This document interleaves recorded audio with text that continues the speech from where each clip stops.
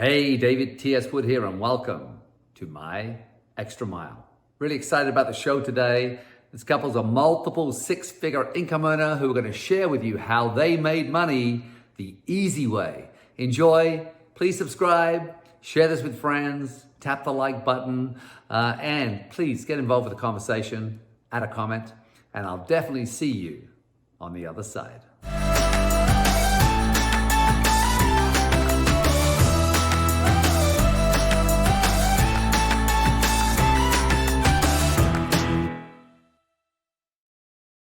You know, Allan and Lari, so excited to chat. As we know, we're great friends. We have a lot of similar thoughts around money. And I really want to dig into the whole money thing because you've been on both ends of it. You know, struggling, you know, the ups and downs of money, which I find fascinating. Actually, why don't we start there? Why don't we talk about that? How, you know, you've experienced it. Lari, if we go back to you, even as a young girl on a farm, it was that sort of feast or extreme famine, right? And talk a little bit about that. What was it like when you were young to sort of have that kind of peaks and valley going on?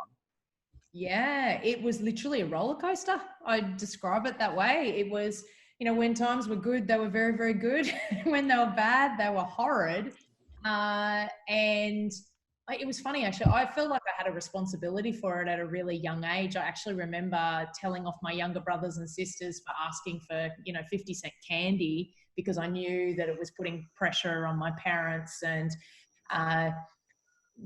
look, it definitely, when times were tough, yet in the good years, I still remember to this day, 1988 was a really, really good year.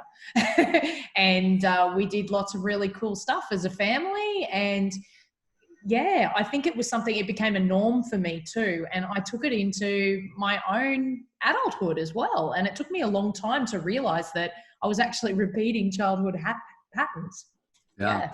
And it's funny, Al, because I mean, you in a completely different context. Because Lari, in some ways, you would say that you grew up actually well off. Right? Totally. I was really well off. Yeah. Yet you were still experiencing that, feast and famine, having it all, having nothing, having it all, having nothing. I'll talk a little bit about, before we talk about how you've been able to navigate it, you're both, multiple six-figure income earners now and have created stability and deeper understanding of the mind and how your mind was playing out in your finances. Lead us through what it was like for you. Oh, mate. So for me as a younger kid, we never had money, even to the point where, and this is stuff that I've really acknowledged and worked on, that I was extremely talented in a couple of sports, particularly in cricket. And to the degree that we didn't have money, and I knew that for me to put pressure on my parents to go and play at a representative level and have to travel and take me there and pay all that money. So I would never put my hand up to be part of that, just knowing that financially it was going to put an extra pressure on mum or dad.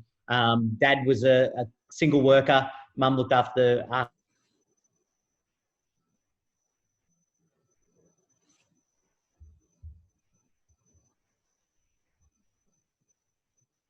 I don't know if we froze on you, Dave. It froze. Sorry. So what we'll do, we're going to have to start this one again. So that's cool. Sorry about that. Hey, Al and Lari, I'm so excited to talk about one of my favorite things. I have so many favorite things, but money. And, you both had this experience where you've had a lot of money and lost it, or, it's been gone and then got it back and gone. And Lari, let's start with you, growing up on a farm. And you would look back on life and say you were relatively well off, yet you went through that peaks and valleys of money, and then you kind of carried it into your adult life. Talk to us a little bit about that. Yeah, that was totally the situation. I remember times when I was younger when it was quite affluent and we had fantastic years, family holidays and trips and basically anything we could want. And then at other times, really struggling. And I personally took responsibility for that. And I even remember telling my younger brothers and sisters not to beg mum and dad for, 50-cent lollies because it had put this pressure on them when they literally didn't have any money and were so far in debt. So it was a roller coaster throughout my childhood, and I actually took that on into my adulthood as well. Yeah. Al, as you've done a lot of work now and you've sort of really been able to navigate the mind and understanding that you too had that sort of, feast and famine kind of thing. But, as a multiple six-figure income earner now, I want people to understand that, you're going to be sharing sort of, how you are able to navigate and change those things. So instead of carrying that forward for the rest of your life, Lari, which you would have done had you not sort of done the work. And Al, talk about that. What was it like for you, and how were you going through that sort of feast and famine? And then we'll get into the how-tos. How do we stop it? How do we stop, regardless of what our money habits are, if it's feast and famine or have to work hard for money? Because that's another one you had, Lari, too, right? You have to work hard for money, right? Go on, Al, tell us, what was it like for you? For me as a kid, we never had money. The fact of the matter was, from the time I was born through to the time that I ended up moving out of home, we never had money. We always got by. That was the interesting part. We always had enough. We had bread on the table, milk, but there was never extra. So to the degree that for me, I would never put pressure on my parents for anything. Literally, it was nothing. I was extremely talented at sport, particularly cricket. I wouldn't put pressure on them. I never asked if I could go and try out for a representative, even though I would be at school and there'd be the kids that are absolutely excelling at sport, and I felt like I was better than them or had the ability to compete with them. I'd never do that, just knowing that it was going to add that extra pressure. So I grew up the whole time just thinking that that's just how it was, had to get a job, had to work that for all my life, and really just modeling. Money wasn't. It's interesting because the one saying that I always still remember my dad saying is that at least we're happy. And it wasn't like he was ever negative on money as such, but it was in effect by just saying, hey, at least we're happy. Even if we don't have a lot, we're happy. So that's kind of the whole, I suppose, journey of growing it up for 18, 20 years of just being okay or just getting by. Yeah. Lari, I wonder, is there any kind of terms around money that you carried forward? Was it the hard thing, or what was it? Yeah, it was definitely the hard thing that you got to work hard. And actually, it wasn't even necessarily towards money. It was your, you just need to work hard regardless for everything in life. And you show up that way. So it was very much, as a child, we did get up at 5 a.m. and pick black oats and work on the farm. And there was a lot expected of us, and we're expected to show up for the community and for everyone. And actually, I love that too. I love the ethics that my father and my mother installed in me, but it was very much around hard work, and not taking a moment for yourself, actually. And then if we fast forward to, maybe 6.5 years ago or 7 years ago when you started doing this work, all right, you were working really, really hard. You had multiple businesses. You were away from the kids a lot, and money was, you were making lots of money one week and nothing the next. And so you were living out this kind of so the work and the peaks and valleys, and yet you were still happy. So, all of these things that you were taught as a child were sort of manifested in the way that you were doing business. So I'll just give us a sort of example of what life was like prior to you doing the work on your money mindset, so that you could really sort of even that out and have this gradual growth and continued growth towards wealth. So I think the biggest impact for me was one of the things that I always, I grew up thinking was that people that had money had got lucky. That, right. For somebody to have come into, well, they either came into wealth, which made them lucky, or they got lucky in a business, or whatever it happens to be. And I grew up around racing and gambling and all this kind of stuff. So even as in my younger adulthood, I would gamble thinking that, hey, if I could get lucky gambling, then I can make money. So, and this is only stuff that I realize now in hindsight. So I got myself into a lot of financial debt through just an addiction to gambling and thinking that was the way out. And that was probably the last, and we're talking a few years prior to discovering network marketing, that it was like, enough's enough. It was destroying the relationship. And then we literally turned up to do what was it? They had a National Achievers Congress. It was like free tickets that we got.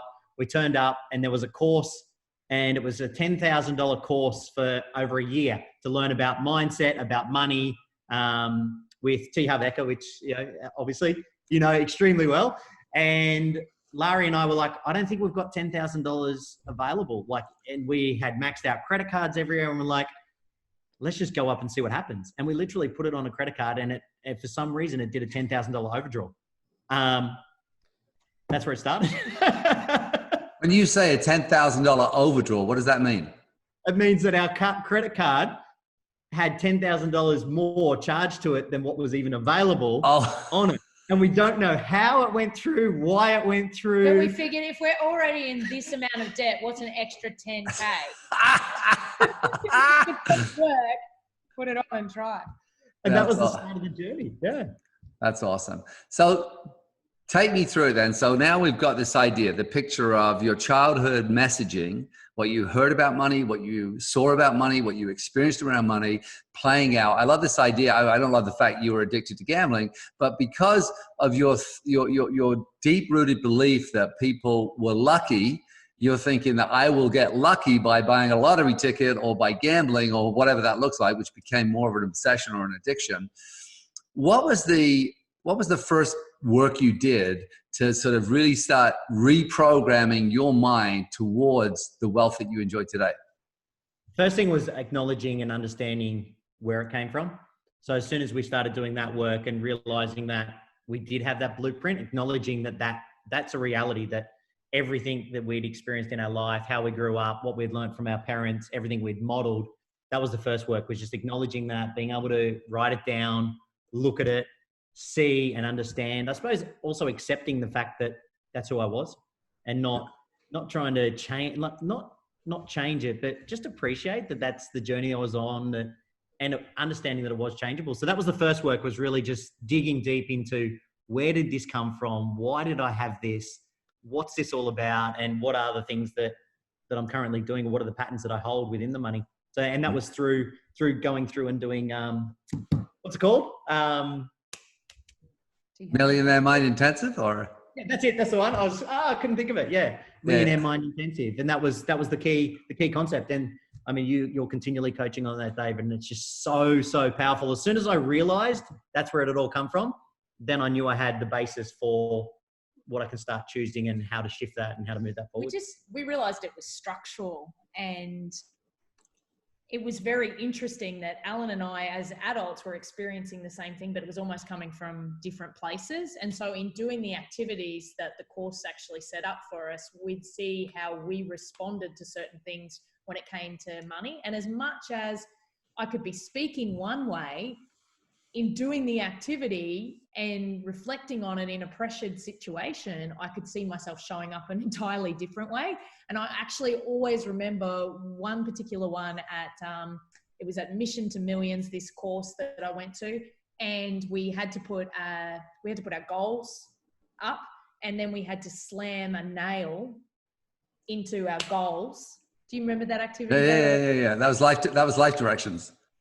Yeah, and it freaked me out because I really don't like sharp things. I've had a lot of accidents with sharp things. And it was funny because there was a girl sitting next to me who was quite young, and she had a KK book, and it said 99% inspiration, 99% action, 1% inspiration. I said, that's ridiculous.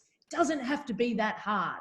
So here I am, like, talking the talk and, you know, speaking to her about this, and we get into these groups, and I was freaking out. Like even me talking to that girl was me trying to take my mind off the fact that they're showing us pictures of people that have put the nail straight through their hand and there's blood everywhere. And, you know, when we got I don't think anyone was going to want to change their mindset after this, David.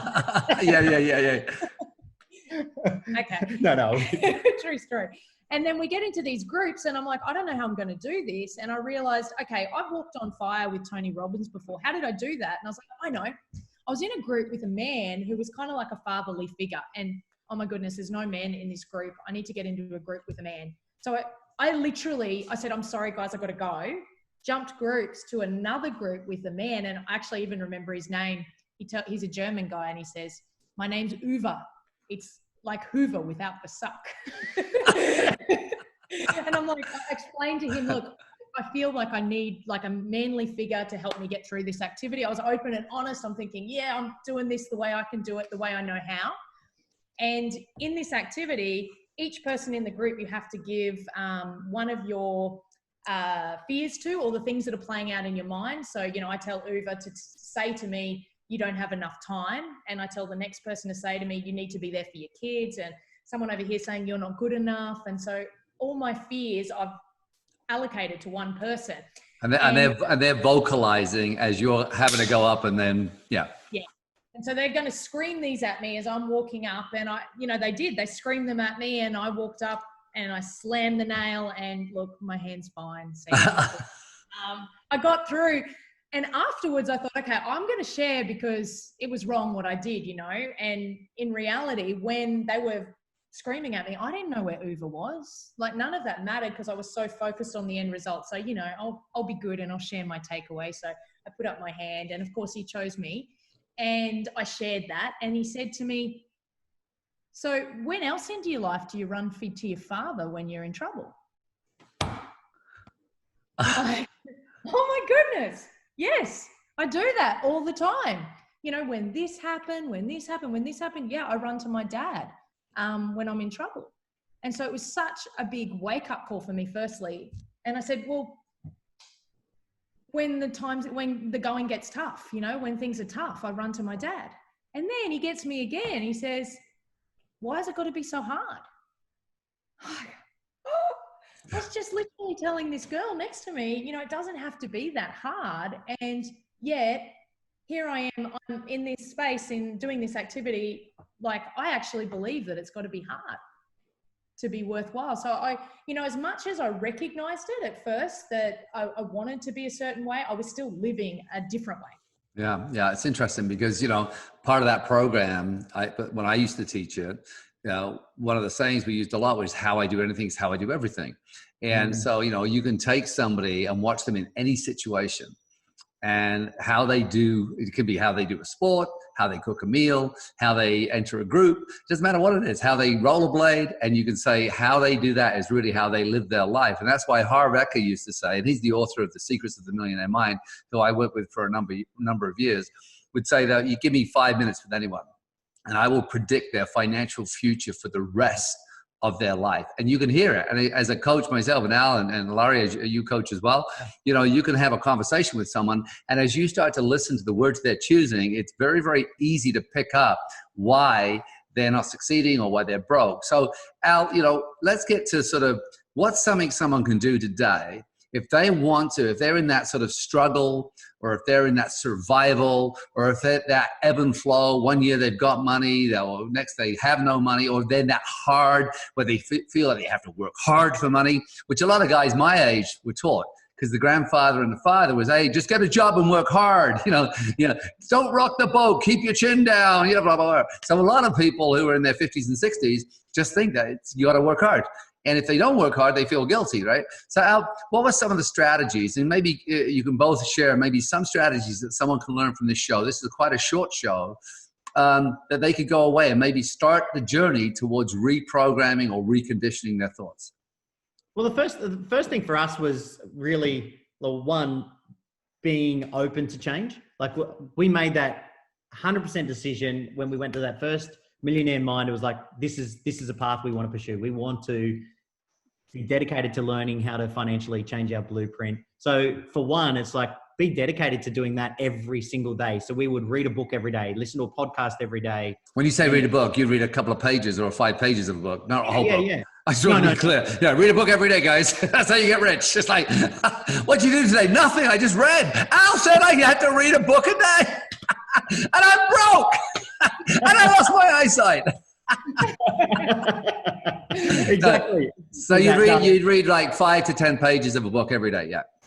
Every single day, driving to work, would be listening to podcasts, and the podcasts I'd be listening to were all money mindset, things around money, things around, you know, I'd be even listening, not just mindset as well. I'd be listening to financial reviews, and I'd start living into listening to what's going on financially in the world, understanding that and acknowledging that. So that was something that I dedicated myself to being every single day, knowing that I wasn't going to be a lottery win that I was relying on, which had been my past. It was going to be the continual shift and change of doing that. So that would be the first thing that I would do, is just dedicate yourself to, and it doesn't have to be long. That's the thing. People think it's well, remember, if we use the net time philosophy, which is what you just talked about, you're already driving a car anyway. So, a lot of people who are successful, like myself and you, we turned our cars into universities. And so, back then we'd listen to cassettes or CDs. Right now, you can just put, your phone in there and boom, you're listening away to, like you say, and there's so much free content everywhere. But net time when you're hiking, working out. So I've started doing that now in my gym, right? When I'm in the gym, if I'm alone, I'm not with my trainer, I play a podcast. Or I'll play something, and not just music. Some days I'll play music, but it's just easier. When I'm in the hot tub, I'll listen to an audiobook versus reading, so that's called net time, no extra time. So carry on now. And then the other thing was really surrounding myself again with people that have the right financial thinking. So I started being really consciously aware of who I was surrounding myself with. And I realized that, I just attracted naturally to the people that I felt comfortable with, that were in the same financial position as me. They didn't really have that same, financial understanding or knowledge or growth. So starting to look around at who are the people that I'm hanging around with, who are the people that do understand finances, seeking out some information from them, asking them questions, and just being open. So it was real, to me, it was this just decision, cross the line. You know what? This is a life journey. I do want to make a change. I don't want to be going through these patterns. I don't want to be having money and then all of a sudden, I drop 50,000, 100,000, whatever it happens to be. And we're like, putting ourselves under pressure. I want to master this, and just dedicating myself to mastering it. And it's interesting, right? Because the stats show that, lottery winners, and it's extreme. It's like 94, 95%, 96% of lottery winners are broke, more broke 1 to 2 years later and they wish they'd never won the lottery, because they just, there's that great saying, my wealth can only grow to the extent I grow myself. And if you're a very, very small container, and this is why the learning and the continually just like a 1%, just learning a 1%, one new thing about money every single day, you're growing the container so you can hold more money. Lari, let's talk about the behaviors though, because learning and affirmations and environment, surrounding ourselves with people about money, but there had to be some changes in your behaviors around money. What were some of the things you changed? So it was definitely taking responsibility, budgeting, and actually setting up. Did you say budget? Some people just threw up right now. What do you mean budget? But actually budgeting, a lot of people think, especially people who are like me, wired like me, I used to think budgeting was a constraint, a prison, but actually it's a freedom, right? It actually was. And you know what? Budgeting for me was actually just finding a really, really, really good accountant and expressing to him how I wanted to live my life and what we want to do and how can we do that. And, certain percentages. And it's actually, we were setting ourselves up for a really good success. And it actually took us a really long time to find a really good accountant. We stuffed up a few times in doing that. But when we had that right balance, it was really easy to actually set up a budget that was going to work for us and work for our future and, get us in the right stead. Awesome. I think as well, David, one of the things that we learned was understanding different archetypes of money, of who people are.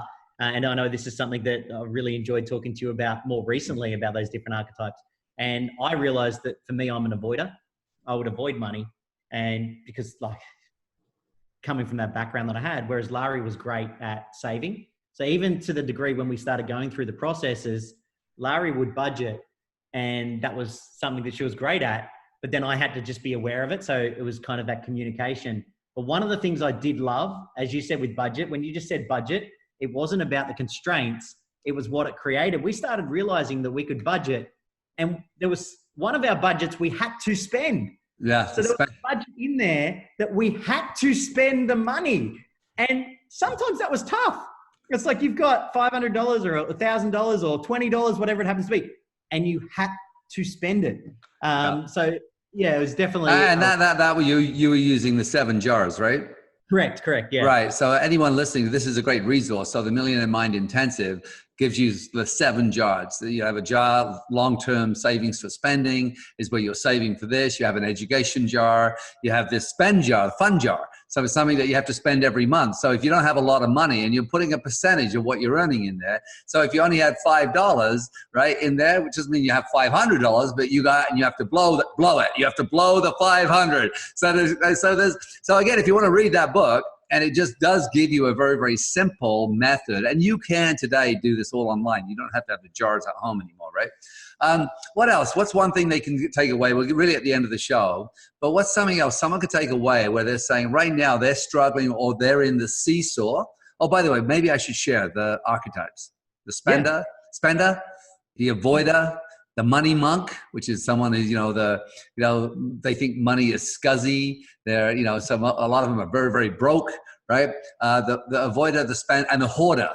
People, and I've got friends who are so wealthy, but spending, they'll drive across town to save 15 cents on milk, and it's just like, but it actually pains this one woman. She gets physically almost hurt if she spends money. And they're worth millions of dollars, right? But so that's that, learning how to balance and have more of that. What other tips, if you can give, have helped you sort of now to have the life you have the relationship with money you have that's much healthier without those peaks and valleys and sort of plateaus? I think verbalizing has been key as well. That's another big one, just being really, really clear. I know we talked about the acknowledgement of the past and acknowledgement of but just verbalizing where you're at, what you want, and again, just seeking mentors. I probably harp on it so much, but getting that feedback and that mentorship off people that have already created success. I'm such a big one on modeling and finding people. And again, we've been fortunate to connect up with you, David, and continue that journey, not just through when we started with T-Half, but all that way where, often I'll have conversations with you around, what you invest in and what we're doing and stuff like that. So to me, it's really just finding the people that can help you move forward and acknowledging where you're currently at. And also just knowing that it is a journey. Again, I think that's one thing that we see a lot of people get caught up in is they have financial struggles and they literally want to change it overnight. The steps to changing it can happen overnight and you can make that decision overnight, but it is a journey. And just understanding that it is a journey and start the journey. It's the biggest one. Well, Allan and Lari, I want to talk about, prior to you joining network marketing, because the other thing, you start doing this kind of work and your mind opens up to new possibilities because, to have the right vehicle at the right time, right, with the right mindset is also an element. So earning more money is important. How you manage the money you earn is also important. Having multiple streams of income, so residual income or passive income, working income, all these things we learn. Again, we're not going to do them all in this show, but you chose a new path. Before you had multiple businesses, you had a career, hours away all the time. And as you started to sort of get the money mindset starting to settle, you then chose network marketing where you've been able to create a multiple six-figure income per year. And over the last 6.5 years. So just talk a little bit, Lari, about, the fact that, having the right vehicle is also important, right?